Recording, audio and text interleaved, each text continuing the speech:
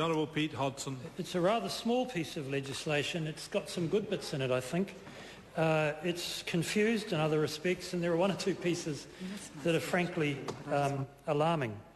It's small because the proof of its size, I suspect, is that all of the speakers from the government side have pretty much spoken about things other than what is in the legislation. I hope to depart from that. We had actually in the ministerial speech a great deal of mythology about what the Labor Party had done in government for health, and that mythology was repeated in a fairly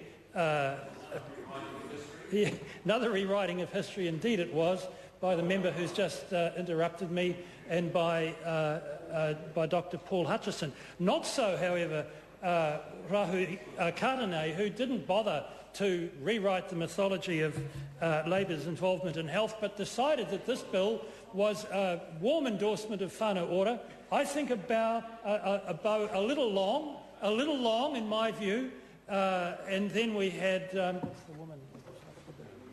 Nikki Wagner from the National Party, who decided that we needed to learn just once more the history of splitting of the atom. So they were involved in talking about anything except the legislation, though Michael Woodhouse did a little, I must acknowledge, and that's because the legislation doesn't contain a lot.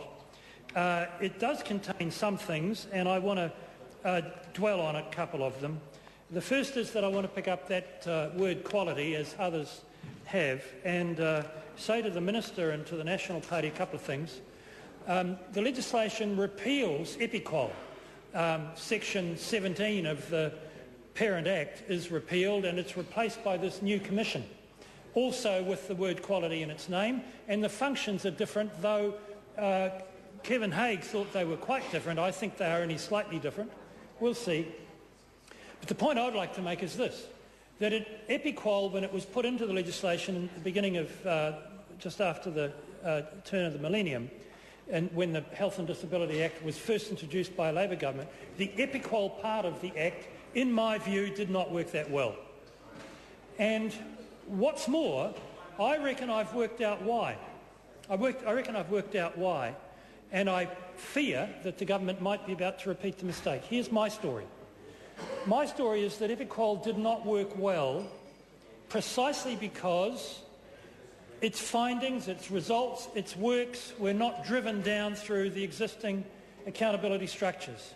That is to say, EpiQual sat off to one side of the DHB system. It sat off as a quango on its own, and therefore quality sat off as a quango on its own, and a quango of it on its own, almost absolving DHBs from taking a more headstrong view on the issues of quality. I don't want to overstate that, because of course many DHBs were and are very quality focused, but it wasn't until the Quality Improvement Committee that Kevin Haigh was on and that Pat Snedden chaired, it wasn't until that got going with some very significant champions driving quality that we got some progress. And again, the reason for the progress was that those quality programs were driven through the existing accountability channels. Now, if the current government has left Quick in place, or some variant of Quick in place, or some son or daughter of Quick in place, fine and dandy. But if they have not, then by repealing Section 17 and replacing it with another standalone thing, this time called a commission, not a committee, we run the risk of repeating history. And that won't be pretty, because at the moment we are getting runs on the board with quality.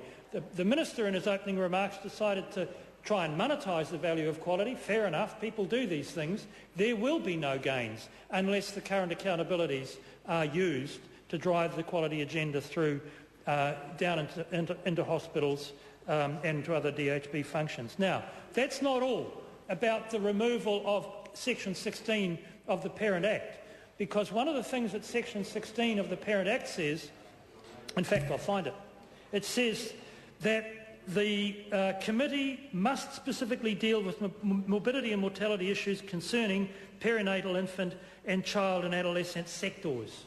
Now, those mortality and morbidity studies, which are now a permanent feature of our health and disability system, are themselves big drivers of quality.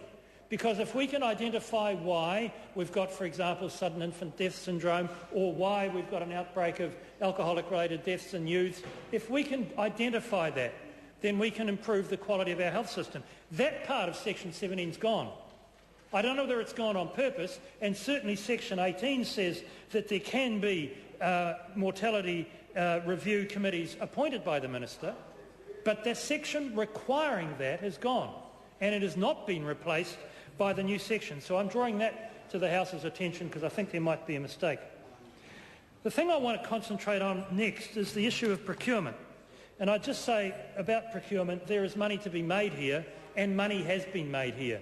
Money has been made, first of all, through Farmac, and it's serious money, and tribute goes back to the government of 1993, the national government back then, for setting up Farmac. It was a good move, and it has survived successive governments and will survive successive governments, at least until the United States start talking to us about a free trade agreement. But there is no reason to stop there. And when Annette King was Minister, we decided that we would go for joint procurement across a range of things. For example, insurance. No reason to stop there. We could go on to telecommunications or to all manner of things. And some of those things have got huge gross profit margins in the system. That is to say, prosthetic companies make a lot of money, to give an example. It is, in essence, a racket. And the racket can be dealt to if we end up with a little bit more monopsony behaviour by the system and they decide to all buy one form or only 3 or 4 forms of hip prosthetics instead of buying 30 of them. So that part of the legislation, which is Section 9 of the bill in front of us, I think will receive quite a lot of support from around the House. I don't expect, however, it will by itself make a lot of difference, and there's a lesson, because there is very many instances of where the current legislation has been treated with ignore by people within the health sector, and the Minister is going to have not only this legal avenue available to him, but a great deal of determination to push it through. In fact, I can remember at length saying to DHBs that progress on this will need to be made or funding will be cut. And in fact, I took 0.5% off them at one point in order to get their attention and gave it back to them only when they'd started to procure a little more sensibly. Now, the thing that really concerns me is Section 33B of the bill.